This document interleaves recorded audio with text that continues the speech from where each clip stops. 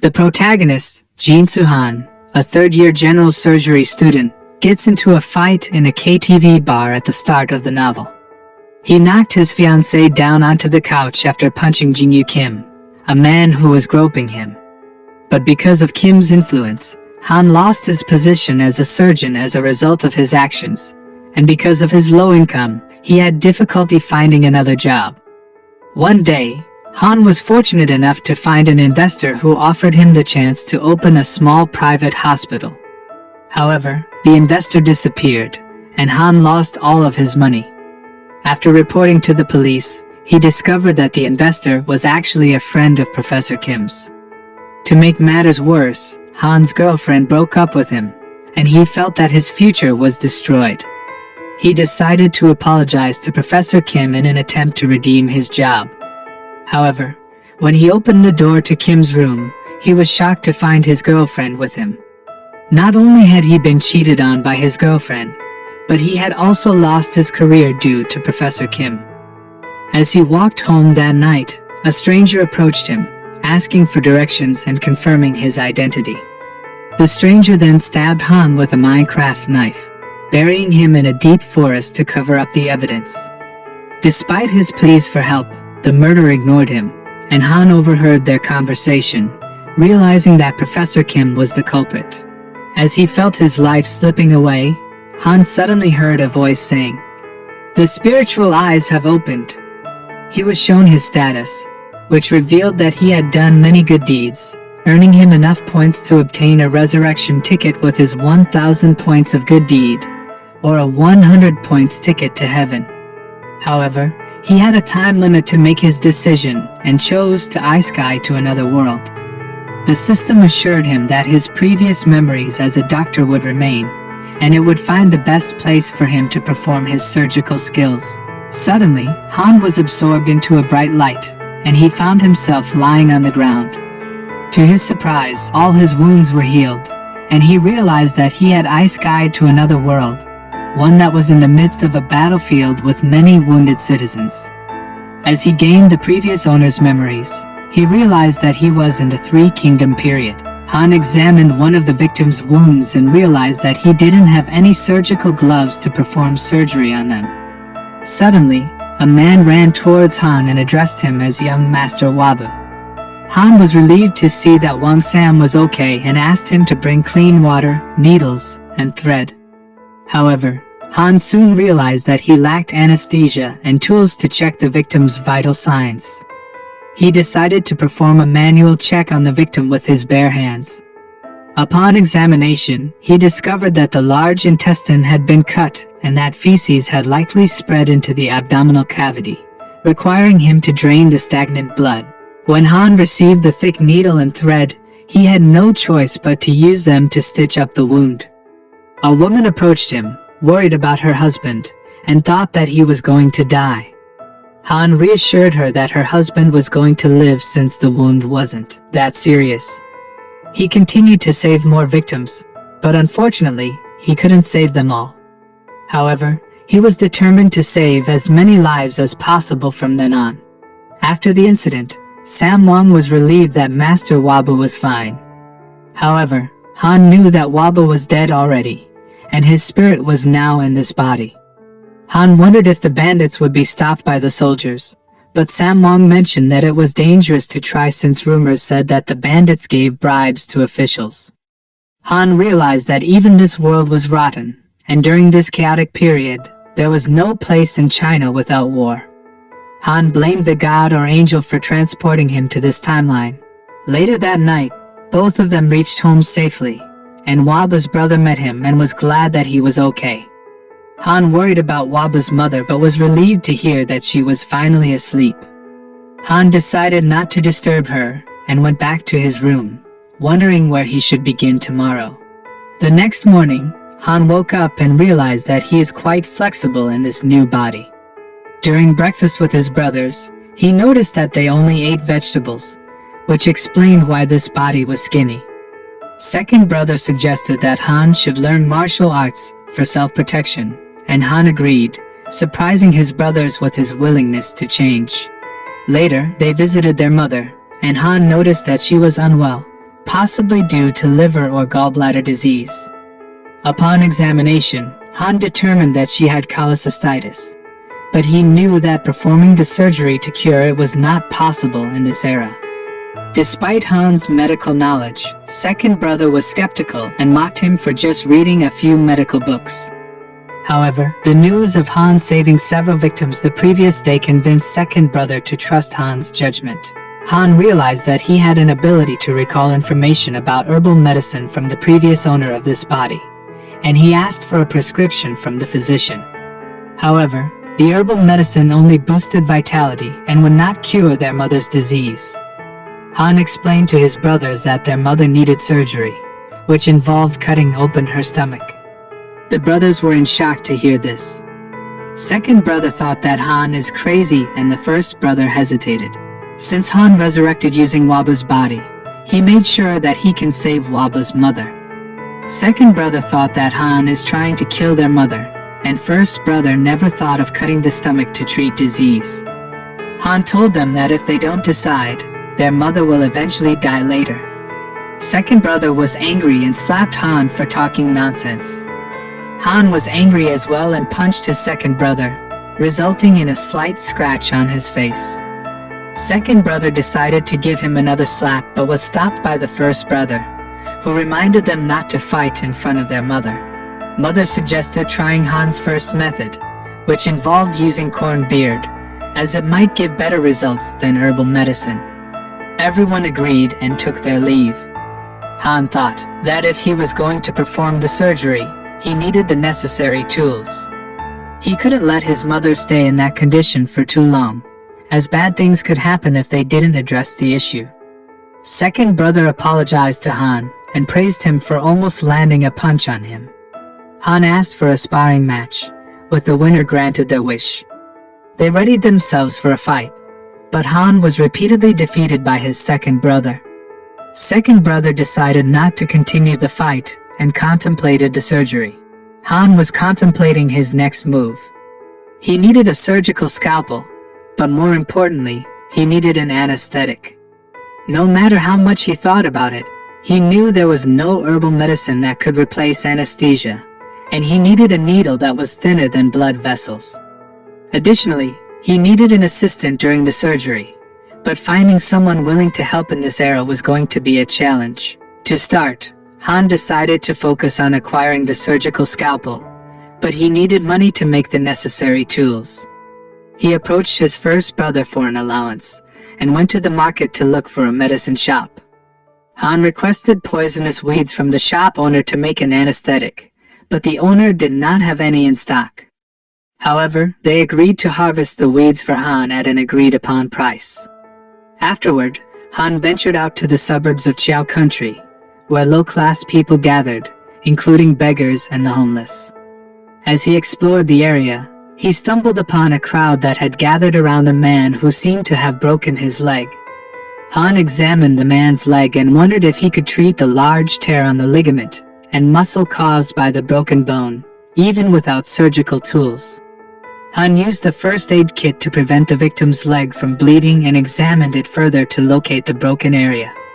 He requested ice water from a villager, but since there were no fridges in that era, the villager agreed to bring cold water instead. As the victim's children went to fetch the water, a screen appeared on the victim's leg, which Han could only see, and it was as clear as an X-ray. After the screen disappeared, Han quickly fixed the broken bones, causing the victim to experience a lot of pain and become unconscious. The child was worried about his father, but Han reassured him that his father was fine and ready for the stitches. The villagers were impressed by Han's skills and called him a divine doctor. Han explained that he needed a lot of rats, and the victim's child offered to help him at a low price as a token of gratitude. Han thanked them and advised the child to use hard alcohol and a clean hot cloth on the wound every day. Later that night, Han bought a surgical knife that was thicker than a typical surgical knife but could be used temporarily. He went to the entertainment district to purchase hard alcohol and witnessed a rich man scolding a woman. When the guard intervened, the rich man slapped him, which enraged the guard. The rich man then took out a sharp object and slightly cut the guard's face, but the guard was able to disarm him quickly. Han observed the guard's injury and concluded that it was serious, but the guard refused his help and continued his work. Han purchased the alcohol and hoped to receive a discount if he kept buying from the store. He stumbled upon a room where he saw the injured guard lying on a bed. Han was hesitant to help him because he had been rejected before, but the colleague mistook Han for Physician Bang and welcomed him warmly. The guard realized that Han was not Physician Bang after seeing his face. Han rejected him, but the guard kneeled down and apologized to Han. Han agreed to help after the guard explained that he could not guarantee his brother's survival. Suddenly, Physician Bang arrived and examined the wound, discovering that the guard's facial vein was cut. Bang applied acupuncture to stop the bleeding, which caught Han's attention. Han observed how Bang used a needle to widen the muscle and put pressure on the blood vessel, thinking that acupuncture was a great medical art to learn. Bang instructed the guard to remove the needle after 15 minutes and hoped that the bleeding would stop. The guard suggested leaving the needle on his face, but Bang warned him that he would become blind or dumb. Han realized that acupuncture was only a temporary solution and that he could connect the blood vessels to solve the problem. However, he did not want to interfere with other people's business. Bang wanted to know more about Han's medical expertise and learned that he was a medical student. Han offered to help connect the blood vessels, and Bang agreed since the guard had a low chance of survival. Han took out a needle attached to a thread and began stitching, but the guard was in too much pain and shouted. Bang helped Han by using a needle on the guard's neck to relieve the pain. Han completed the stitching and instructed the guard to apply alcohol on the wound every morning and evening and remove the thread after 2 weeks. Both guards thanked them, but Bang thought the guard would die or become disabled sooner or later. Han asked Bang to teach him acupuncture, and Bang agreed, but only if Han would teach him how to connect the blood vessels and stitch up the skin. At night, Han returned home with blood stains on his clothes, worrying his brothers. His first brother scolded him, telling him to focus on his studies instead of playing around as a physician. This angered Han, but his second brother came and decided to teach him swordsmanship since Han usually walked around without a sword and was defenseless in this era. Han began his training with his second brother. Han began with a slash toward his second brother, but the latter easily stabbed his heart. Surprised by the speed of the attack, Han stood up and decided to try again, this time using a fencing technique from his world. Although his second brother was surprised by the new stance, he easily parried Han's stab and knocked him down. Realizing he was too weak, his brother decided to teach him the basics first. He tied a rock to a tree branch and told Han to try stabbing it with his stick. However, he interrupted Han, telling him to stab it from a specific line. He then demonstrated the technique with a swift dash and stab. Han tried to wait for the stone to finish oscillating before stabbing it, but his brother advised him to stab it while it was still moving, as no human would be stupid enough to stand still and let someone stab them. His brother set a goal for Han to succeed 3 times out of 10 consecutive attempts to finish the training for the day. Han knew he had to train hard to survive in this era where death was common. He had to become a doctor and endure the training. The next morning, Han woke up with more muscle and wondered if it was a buff from his resurrection. Bang treated him to some meat and showed him a needle that was inch perfect. Han wondered who the smith was who made the needle, and Bang mentioned that it was from Xiangqing country. Han then drew a Kelly, needle holder, and retractor and hoped the smith could make them, as these were perfect tools for stitching, holding blood vessels, and spreading bones. Bang practiced the stitching technique on pig blood vessels and was good enough. Han mentioned that the blood flow differed depending on the blood vessels. After teaching him the technique, Bang taught him his acupuncture technique. Bang brought out a dummy body and explained the wind point to Han.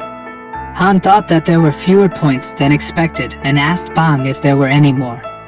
Suddenly, Han awakened again and discovered modern acupuncture points, which were more numerous than the traditional ones. He was surprised by the screen that provided a lot of information and detail. Bang thought that Han was not serious about studying acupuncture, but Han denied it. Bang then gave Han the book of all acupuncture techniques to study for 4 days to memorize everything. Han had just left Bang's house with a book when he was spotted by his second brother. The brother asked if Han had finished his training, to which Han replied that he had completed 10 out of 10 successfully. Han promised to show his brother later and returned to his room to study acupuncture techniques. Through his studies, Han discovered that present acupuncture was different from modern acupuncture. He recorded everything he learned into his neurology acupuncture technique. Han then had dinner with his 2 brothers, but the first brother was displeased with Han for skipping breakfast and lunch. Han explained that he was studying acupuncture, but his brother was furious. He had sent Han to study abroad in Seoju to become a civil servant, not a physician. The first brother argued that their family should serve the emperor with the books and pearls of wisdom of their ancestors.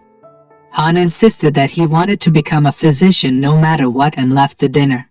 The second brother tried to comfort Han by suggesting they train to relieve stress and check Han's progress. Han showed his training by successfully landing all 3 stones, impressing his brother. His brother then showed him the 6-stone stabbing technique, assuring Han that mastering it would make him less vulnerable to bandits. Han and his brother began to spar, with Han using the stabbing technique and his brother easily dodging it. Han found a blind spot and tried to land his attack, but his brother still managed to block it. Han was surprised that his brother could block his blind spot. The second brother realized that Han had improved a lot and began to take the match more seriously. He suddenly dashed forward and landed a stab on Han, surprising him with his speed. Despite the loss, the second brother was impressed by Han's improvement and suggested they train more, but Han insisted on resting and going to the market the next day. Bang was at the smith, requesting the creation of an item for Han. The curious smith wondered how the tools would be able to treat people and who would need them. Bang told the smith that Han was a great young man. The next morning, Han went to the market to purchase poisonous weeds. The shop owner sold him the product, and Han was glad to find that there was enough of it to make anesthesia. Han traveled to the suburb of Chiao Country once again to visit the patient with the broken leg. The patient welcomed him, and Han realized that the sun had already captured a lot of mice. Han checked on the patient's leg and found that it was full of pus because it had not been disinfected with alcohol. Han took out his alcohol and used a cloth with alcohol to press the wound and disinfect the patient's leg. The patient was glad to see the alcohol but could not drink it due to financial issues. Han explained to the patient that the alcohol was to be used for disinfecting the wound, not for drinking. Han sarcastically told him that he could drink the alcohol if he liked it, but he would have to cut his knee in the future. The patient understood the use of alcohol and admitted he would not drink it. Han used the rats to conduct an experiment for anesthesia, but the mice did not want to eat the poison. Suddenly, the sun came back, and Han told him about the treatment for his dad's leg. Han asked the son, Obio, to work together with him and asked if there was any empty house for him to do experiments on the rats. Obio led him to an empty house where his grandmother and her granddaughters used to live. After the grandmother died, the granddaughters had to go to the brothel, leaving the house empty. Han realized that many people in the area were having a hard time too. They continued the experiment, but the rats did not want to eat the poison due to their instinct. They forced the rats to eat 5 grains of rice, which seemed to be effective, but slowly the rats died. They reduced the amount of rice to test each rat, but Han thought that it took too much time to experiment and asked Obio to help him continue the experiment, giving Obio 5 coins. Han left the empty house and went back home. Second brother tapped on Han's shoulder and suggested they train again. Han and second brother started their training and began sparring. Second brother dashed towards Han and used aura in his wooden stick. Han managed to block it, and second brother was impressed. Han wondered what the moving thing was, and second brother told him it was inner energy. Han was excited about the inner energy and asked second brother to teach him. Second brother insisted he train more first, and Han managed to block a few of the inner energy attacks. Second brother was impressed that Han had made it to this level in just a few days, which had taken him years to train. Second brother brought Han to a restaurant since Han was tired of training. They ordered a lot of good food and alcohol. Han wanted to have a toast for the first drink, which is quite usual in Asian culture whenever they drink alcohol. But second brother was not sure what Han meant but still cheered for it. Suddenly, a loud scream broke out as two men started fighting each other. The man in the blue clothes kept punching the man in the red clothes, and Han became worried that the red-clothed man would be in danger. Eventually, the red-clothed man fainted and lost consciousness, while his female companion cried for help. Meanwhile, the man in blue ran away from the scene. Han rushed to the fallen man and realized that he wasn't breathing and had no pulse. Without hesitation, Han began performing CPR on him, including mouth-to-mouth resuscitation. This surprised everyone around, who watched as Han tried to revive the man. After a final forceful blow to the man's chest, he suddenly woke up and started breathing again. The crowd was relieved to see him alive. The man was amazed and wondered how Han had managed to bring him back to life. The woman explained that the man in blue, Jiang Pan, had fled after seemingly killing him. The man in red was shocked to learn that he had briefly died and was grateful to Han for saving him. He wanted to repay Han and gave him a silver coin, although Han thought it was too much. Soon after, Jiang Pan returned with a physician and called the man in red Sang Duk. They argued while Han and his second brother decided to leave and continue their meal. The woman explained to Sang Duk that Han had saved Jiang Pan's life. Sang Duk thanked Han for his heroic act and gave him 2 more silver coins as a reward. The physician was curious about Han's life-saving technique and asked him about it. Han explained that it was called cardiopulmonary resuscitation, CPR, a medical procedure to revive someone by restoring their heart and lung function through pressure. The physician was amazed to learn that Han had learned this skill on his own. The physician asked Han to teach him CPR and offered to pay any price for the knowledge. However, Han declined the payment and instead asked the physician to visit Physician Bang's clinic. Han returned to his meal with his second brother, who expressed pride in Han's abilities and toasted to his future as a great physician. The next day, Han went back to the suburb of Chiao Country to check on the rat he had left with Obio. He visited Obio's house and also checked on Obio's father, finding that his leg was well disinfected. Obio's father delivered a message to Han about the rat, informing him that the rat that had consumed 1 grain of rice had died after approximately 6 hours. Han considered this a problem, as it was too lethal for the rat. He took his leave and went to the empty house, contemplating his next steps with only 1 rat remaining. Soon, Obio returned to the empty house carrying a handful of grass. Han questioned what it was, and Obio explained that it was cannabis, also known as marijuana. Han discovered that cannabis contained a significant amount of THC, tetrahydrocannabinol, and realized that he could potentially create an anesthetic with it. Han initiated an experiment by feeding the last rat with marijuana. The rat became unconscious, and Han attempted to wake it up by touching and flicking its stomach. The rat continued to breathe normally, so Han proceeded with a surgery on its stomach, successfully completing the sutures. After a few hours, the rat regained consciousness and stared angrily at Han, indicating that the experiment was a success. Suddenly, a little girl entered the house seeking a physician's help. She requested Han's assistance with her mother, and Han examined her.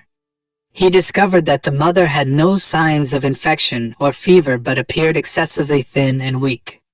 Han gave them a silver coin, encouraging them to eat well for the next 2 months.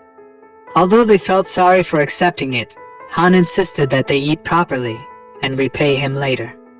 They expressed gratitude to Han and bid farewell. After returning to the empty house, Han expressed his concern that they couldn't continue living like this and emphasized the importance of being independent. Obio believed that as long as they worked hard and put in effort, they would be fine. However, Han interrupted him and stated that the main problem was changing the world without resorting to war. Obio expressed his wish for such a world to exist and aspired to become a good physician like Han.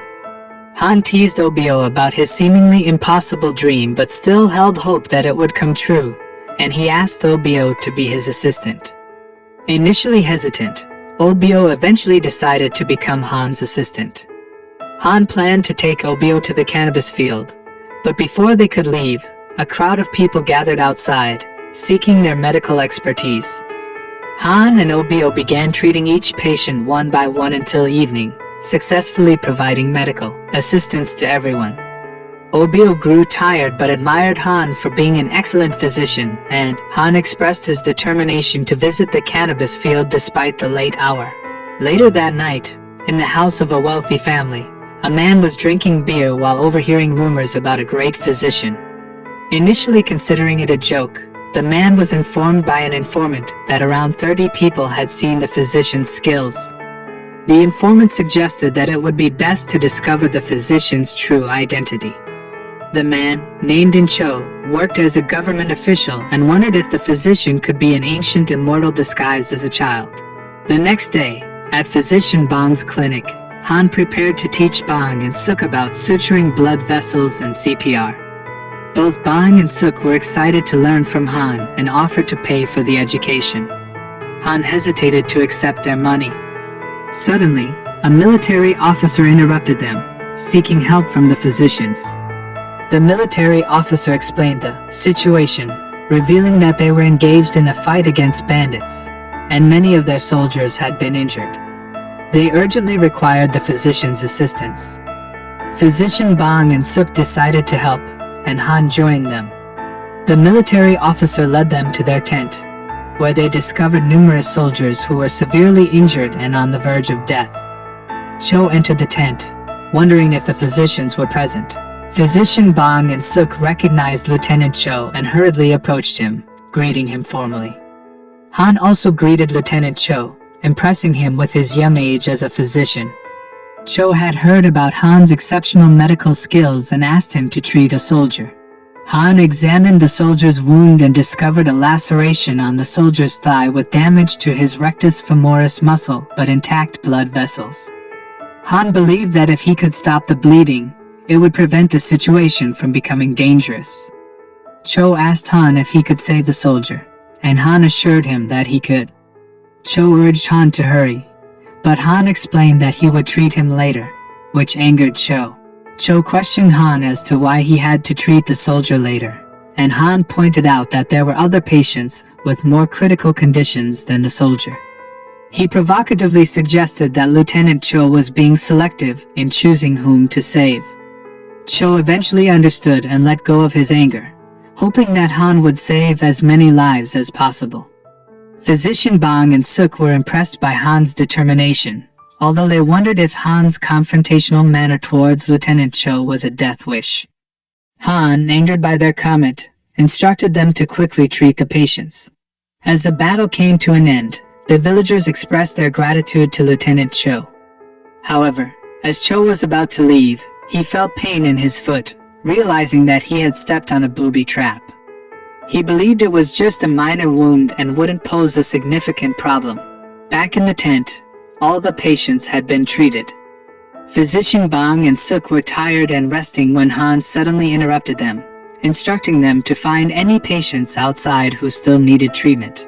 Meanwhile, Cho was being treated by another physician who assured him that the wound wasn't deep and should be fine. Cho thanked the physician but still felt uneasy, worried about the possibility of arsenic poisoning from the wound. Han was troubled by a disease called tetanus, as antibiotics had not yet been invented in that era. Although penicillin could easily solve the problem, it was not available. Han believed that feeding the patients with blue mold initially would be the solution. In the tent, Han explained to the patients that anyone who had been cut or stabbed by metal might be affected by metallic poisoning. The patients became scared and wondered if they would have to amputate their limbs. Han told them to consume blue mold but warned them that if taken carelessly, it could be dangerous. The safest option would be to use molded breast milk from a horse. Han instructed them to drink 1 bowl of milk with blue mold in it once a day.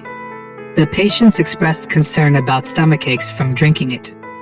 Han sarcastically told them that if they didn't drink it, he could assist them in amputating their limbs. When Cho heard about this, he entered the tent and asked Han if it was true. Cho wondered if it was effective against metallic poison. Han assured him that it was true and could prevent tetanus. Cho then asked physician Bong for confirmation, but Bong was unsure. However, based on Han's capabilities, Bong believed that it was likely effective. Cho understood and left. Han realized that he had encountered many people who behaved like Cho before. He asked Cho if it was possible that Cho had also been affected by metallic poison. Han sensed that Cho was acting strangely and reflected on his past experiences where patients often concealed their diseases either due to embarrassment or to protect the person afflicted. In this case, Han believed it was the latter. Han probed further, and Cho admitted that his brother had fallen victim to metallic poison. Cho explained that his brother had cut his ankle. Han realized that merely cutting the ankle wouldn't be sufficient, and that the spared tissue also needed to be excised before the condition worsened. Han took action and truthfully informed Cho that cutting the ankle alone wouldn't be enough. However, Cho, filled with anger, angrily smashed the wooden fence, asserting that the best physician in the region was already treating his brother, and told Han to just do his job. Han felt disappointed and left. Cho returned to the tent to check on his soldiers and was astonished to find that most of them were still alive, including the troop leader Wu, despite his stomach having been cut. Cho began to wonder if Han truly had saved this man. To confirm his doubts, Cho approached a soldier and inquired. The soldier confirmed that Han had indeed saved men who had been cut by swords, shot by arrows, stabbed by spears, and even a patient whose stomach had burst. The soldier went on to express that if he hadn't witnessed it himself, he would have believed that an immortal being had performed these miracles. Cho began to doubt himself for not trusting Han before and wondered if Han could indeed treat his brother's disease. After a few days in the slum area, Han was observing a cheese into which he had inserted mold from the herbal medicine. Han broke the cheese, hoping it would become moldy. When he broke it, he found it had indeed turned moldy, and Han felt glad about the result. Obio asked Han what he was trying to achieve, and Han explained that he was making an antibiotic that could save a lot of people. Han contemplated the procedure for making it and felt excited about creating an antibiotic that could target gram-positive bacteria. However, Han recalled that if a patient refuses to be treated, there's nothing he can do about it. A man was seen struggling and in pain while lying on his bed, with his mother by his side. It was clear that the man was Cho's brother, and Cho was crying outside the room. Cho treated his brother with spoiled horse milk, and for a few days, his brother's condition didn't worsen, but Cho still felt uneasy that it wasn't curing him completely. When his mother was about to leave, she instructed Cho to bring physician Song to treat his brother. Cho believed that physician Song lacked the skill to help, but his mother trusted only renowned physicians. Recalling that Han might be able to assist his brother, Cho informed his mother that someone could cure the disease. His mother immediately ordered her men to fetch Han. At the empty house, the military officer approached Han and requested his help in treating Cho's brother. Han grabbed the penicillin and accompanied the officer. While riding on the horse, Han hoped there would be enough time left to cure Cho's brother. Upon arriving at their house, Han noticed that Cho's gait seemed unusual and wondered if he also had contracted tetanus. However, Han refrained from making hasty judgments and continued to follow Cho to his brother's room. Cho's mother spotted a young boy, Han, and questioned the whereabouts of the physician Cho had mentioned. Cho introduced Han as the physician he had spoken of. However, his mother grew angry that a young boy would take on the responsibility of treating Cho's brother. Cho urged his mother to trust Han despite his age, but she insisted that physician Song should be the one to treat him and ordered Han to leave. Suddenly, Cho's brother began experiencing intense pain. Han knew it was too late to save him and departed. Upon returning to his empty house, the officer apologized to Han, explaining that Cho's mother had been a wise person until her son's condition deteriorated, which made her more sensitive. Han understood that her reaction was normal. Han informed the officer that Cho's brother had only a few days left to live. The officer asked Han for his assistance, but Han stated that it was too late to save him, and no one could help anymore. He further questioned whether Cho had perhaps been stabbed with iron. The officer revealed that Cho had been injured by a booby trap earlier. Han suspected that Cho might also have tetanus and instructed the officer to have any physician examine Cho. After a few days, Han continued treating patients in his empty house when he was interrupted by the noise of a pig outside. Han was slightly annoyed and went out to check on physician Bang, who was practicing his suture technique. Han questioned why Bang had to do it there, and Bang explained that if he failed to treat the pig, at least it could provide food for the hungry villagers. Han admired Bang's compassionate heart and demonstrated the suture technique. Bang was impressed by Han's speed and continued his training, managing to suture the pig successfully, although it was too late to save it. In Cho's situation, Cho's brother had already passed away. Cho was furious with physician Song for failing to save his brother and expressed disappointment that the supposedly best physician in Chu country couldn't help. Their mother intervened and urged both of them to stop arguing. Cho regretted not insisting on changing the physician to treat his brother and slowly began experiencing symptoms of tetanus in his feet. Due to the pig's death, all the villagers gathered around the empty house to eat the meal. Suddenly, a new patient arrived, having stepped on an iron spike. Han examined the patient and confirmed that they had tetanus. Bang informed the patient that the pus needed to be drained first, and if it didn't improve, they might need to amputate the ankle. However, Han assured them that it was still in the early stage and would be fine without amputation, proceeding with his treatment. After 4 days, the patient's condition improved significantly, surprising Bang, who couldn't believe the swelling had subsided so quickly. He wondered about the treatment Han had administered. Just before starting the treatment, Han kicked Bang out. Bang pleaded with Han to let him in and offered him all his money, even expressing a desire to become Han's disciple. Suddenly, the military officer arrived again, informing them that Officer Cho had fallen ill. The officer instructed Bang to follow him, as per orders from his madam. Bang examined Cho and discovered swelling in his feet, suspecting it might be tetanus. Cho's mother was shocked to learn that both of her sons had been affected by the same disease twice, and she fainted as she was expecting her second child, who was also anticipated to die soon. Physician Bang examined the madam and found that she had only fainted due to shock, assuring that she would be fine. Cho then asked a favor of Bang. He did not want to die like his brother after having his feet cut off. Cho wished for Han to amputate his feet, as his life as a general would come to an end, but he could still live as a child. It was his final request.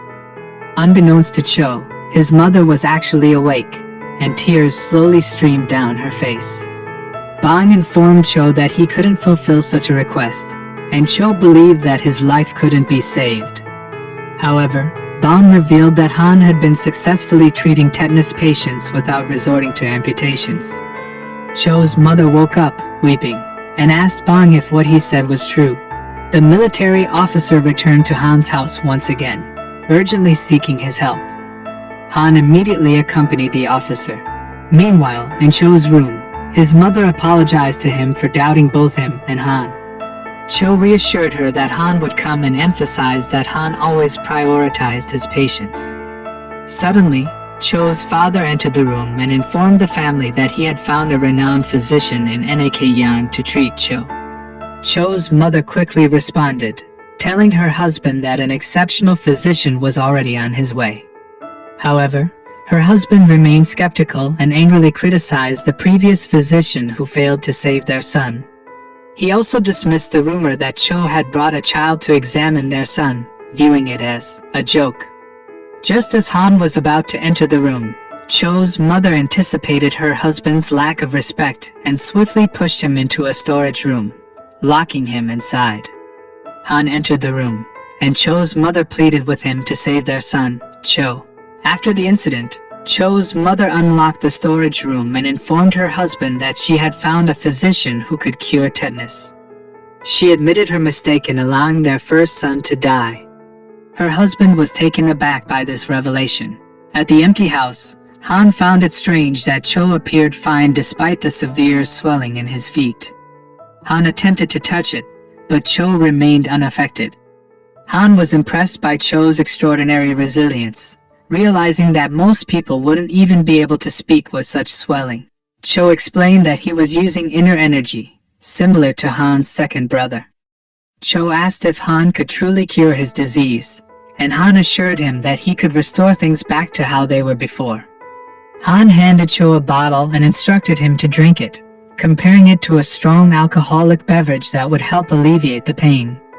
Cho felt proud, believing that he couldn't be knocked out by just one bottle.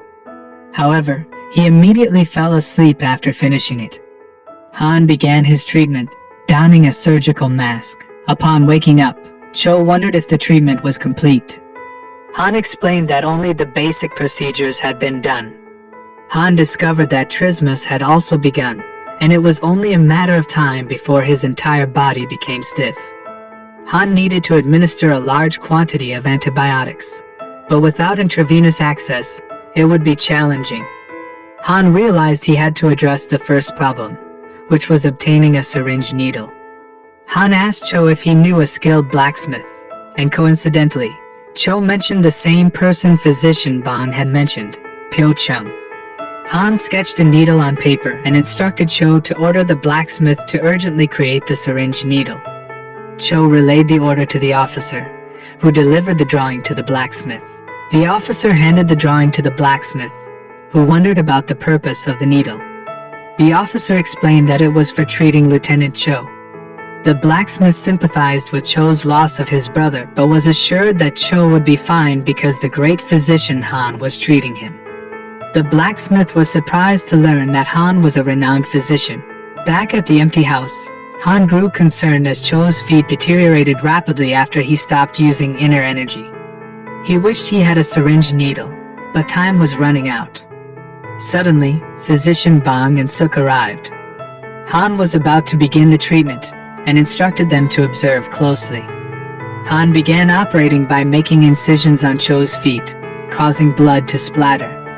Despite the gruesome sight, Han remained focused on the patient, removing the pus and infected tissue. He was surprised by how quickly the infection had spread, forming an abscess. With no other choice and lacking a syringe needle, Han decided to proceed without it. He carefully squeezed the vein and created a small hole, just large, enough to insert the pig's blood vessel and allowed the penicillin to flow in. Han progressed slowly and gently. Physician Bang and Suk were impressed by Han's surgical skills. Suddenly, Cho's condition became critical. Han hadn't anticipated such a severe reaction to the treatment, and wondered if the muscle spasms were this severe. Cho's condition continued to worsen. Physician Suk held on to Cho, and Physician Bang immediately used his acupuncture technique to calm Cho's body. Han expressed his gratitude to both of them and continued with the treatment. After a few hours, Cho woke up and saw Han attending to another patient.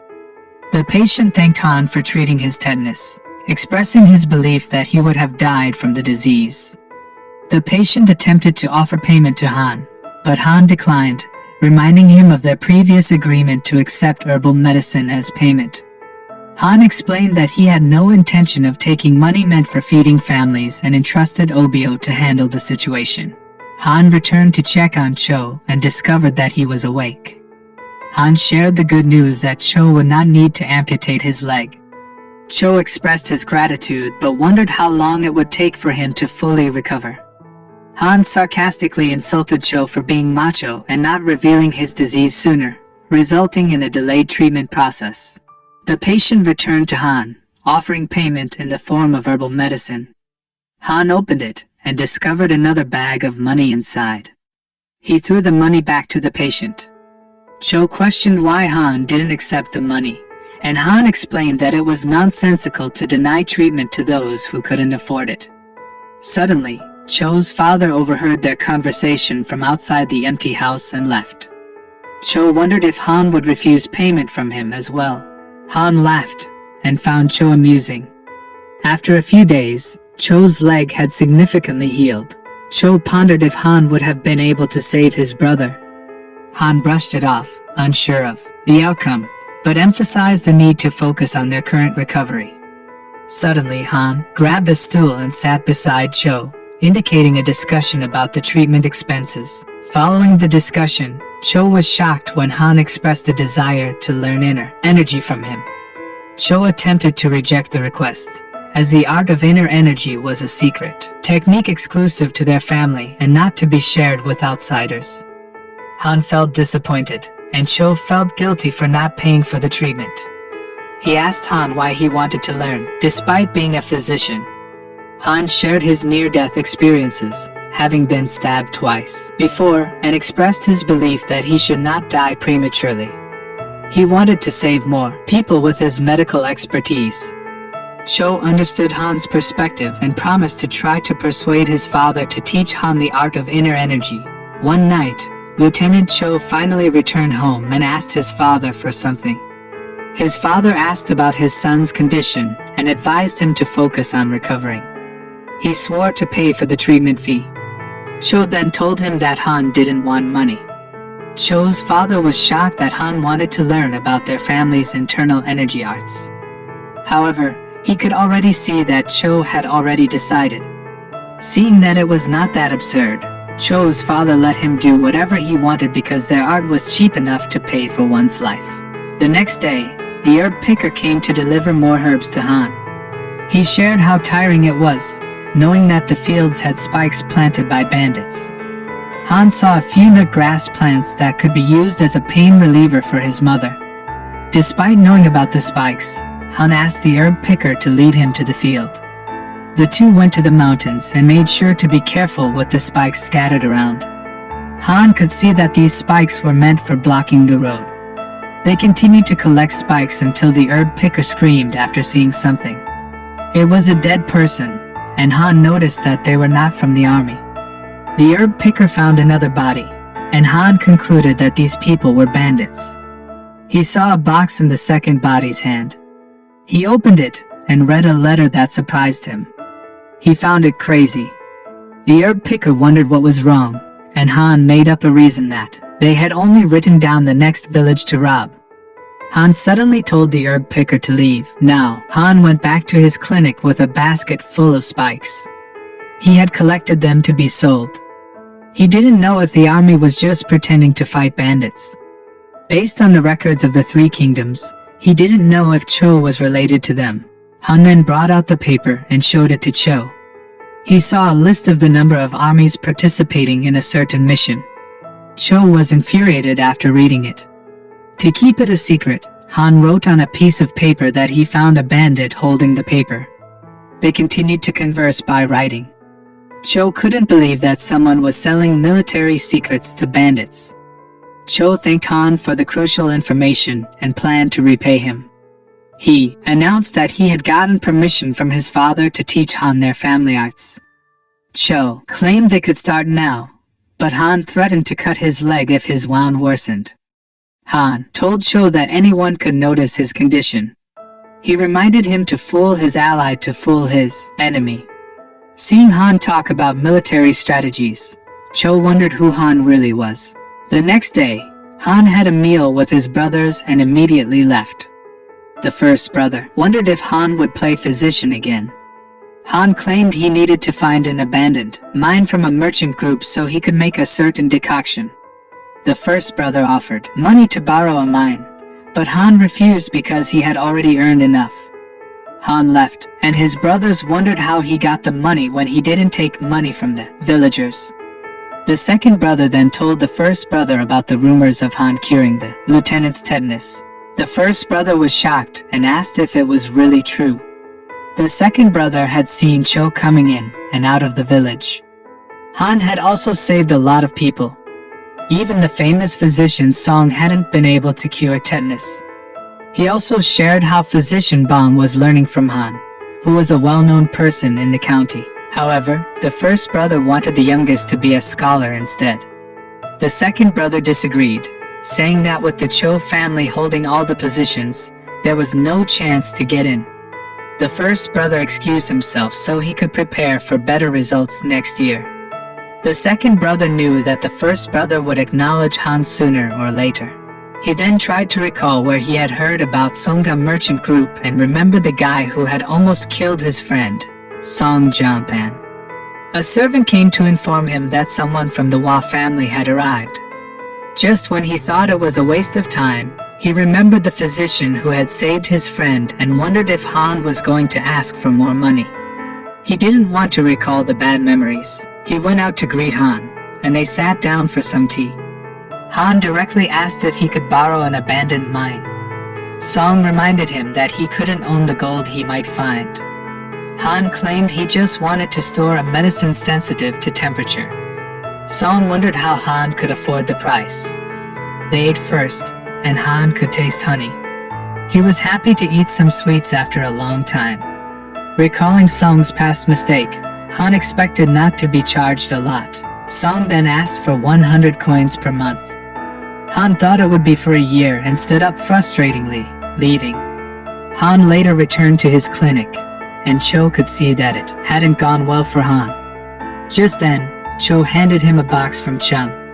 The box contained the surgical tools he had asked for before. Han planned to teach Obio, his little assistant, as he could now perform surgery on his mother. Han goes home to check on his sick mother, who claims that the medicine prescribed by Han was much better. Han then starts diagnosing his mother and checks the painful areas. Just then, Han's mother groans in pain. Han wonders why her small intestines have hardened. The complications are progressing rapidly. The bile juice isn't flowing well and accumulates in the small intestine. It shouldn't be like this if it's only cholecystitis. There must be another reason. Han realizes and checks if it is the liver. Han asks his mother to lie on her back. He thinks it might be due to fatty liver. This is becoming difficult for Han. His mother confesses that she is always tired despite sleeping all the time. Han then starts checking her calf. He uses acupuncture to buy some time. He knows his mother will have an acute attack in 3 to 6 months from now. As he wonders how his mother has a fatty liver, a servant arrives with some medicine. Han asks the servant for a talk. Outside, Han asks if his mother has been drinking alcohol. The servant denies it while being flustered. If there is alcohol, there must be a side dish. Han then asks the servant what side dish his mother eats. She confesses that it was pork fat, making it the worst combination ever. Han now knows the cause of his mother's fatty liver. Han goes back to his mother's room and bans her from alcohol and meat. His mother tries to deny it, but Han warns her about how it can affect her current condition. Han promises to earn more and buy her beef. Han leaves and fully realizes that he doesn't have much time. He needs to teach Obio quickly. Later, Han goes to Lieutenant Cho's household. He feels awkward that he always refused money for the treatment fees. He greets Cho's mother.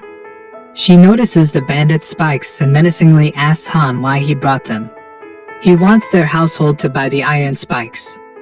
He tells her that he picked them up to lessen tetanus cases. At the same time, he wants to sell them for a higher price.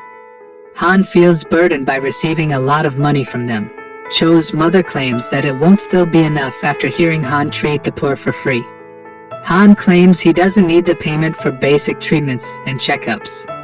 He now asks the madam for help because more people need herbal decoctions. He wants to open a proper clinic to attract wealthy patients. That is why he is selling the iron spikes to the Cho household for a higher price. The madam now knows that her late son's words were true about someone with talent who can do great things. She brings out the payment for the iron spikes and tells Han not to complain about the price he didn't set. Han receives 100 Niang silver coins. The madam hopes that Han will not only use it for his patients. Just then, Cho appears and drags Han away. He orders someone to tell the Hua household that Han won't be coming home today. The afternoon comes, and Cho has just finished telling the story of their family's immortal Chief Lo. Cho warns Han not to tell anyone about their family's art if he doesn't want to experience divine punishment and become an enemy of the Cho family. Cho then immediately demonstrates how to breathe as if he is pulling the sky and land. Han grasps it and quickly imitates Cho.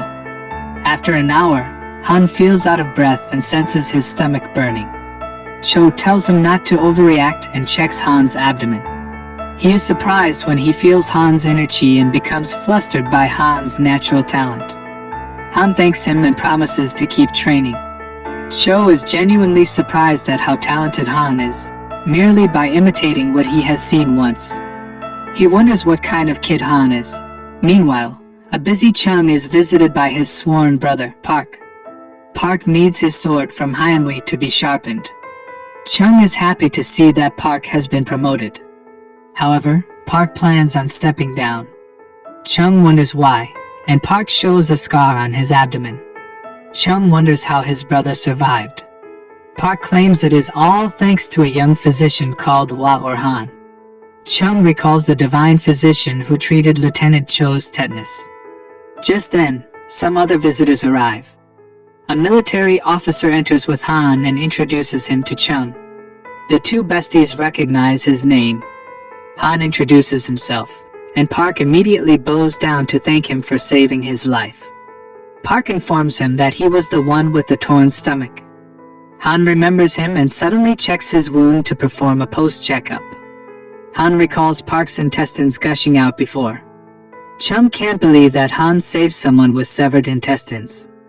Han confirms Park's additional symptoms of having black feces and smelly farts. He claims that his intestines are still healing, and that he will be fine in time as long as he doesn't consume alcohol. Park wonders if he can drink for tomorrow's celebration, and Han agrees to pour alcohol on his tomb later on. Park easily changes his mind, and Han tells Park what to eat from now on. Han also gives him a pill to prevent intestinal wound infection and tetanus. Chung can't help but be impressed in front of the young physician. He respectfully greets Han. Han thanks Chung for his tools.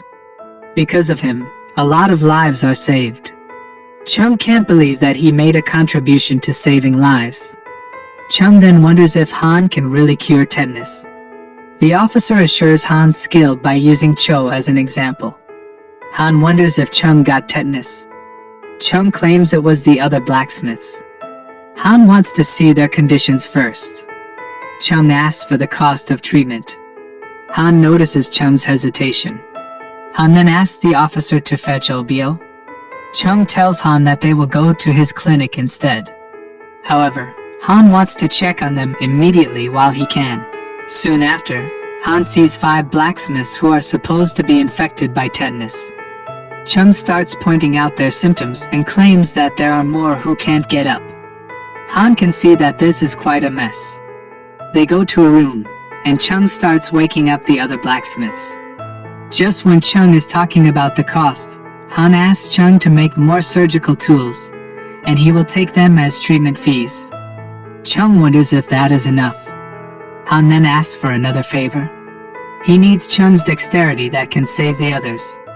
Just when Chung gets motivated to work, Han notices something. One of the patients doesn't have tetanus. If it is tetanus, he should still be able to bend his back. Han then checks on the patient's side, and the patient groans in pain. He realizes that this is appendicitis and confirms it after using his strange skill. Han mentions how the patient will die at this rate. The patient asks Han to save his life. Han claims it will be dangerous, but there is a way to save him. Han needs to cut open his abdomen and remove a part of his intestine. Chung assures the patient that Han did the same to save Park. Appendectomy surgery is quite easy, and it only requires a small area to open. However, Han is lacking tools.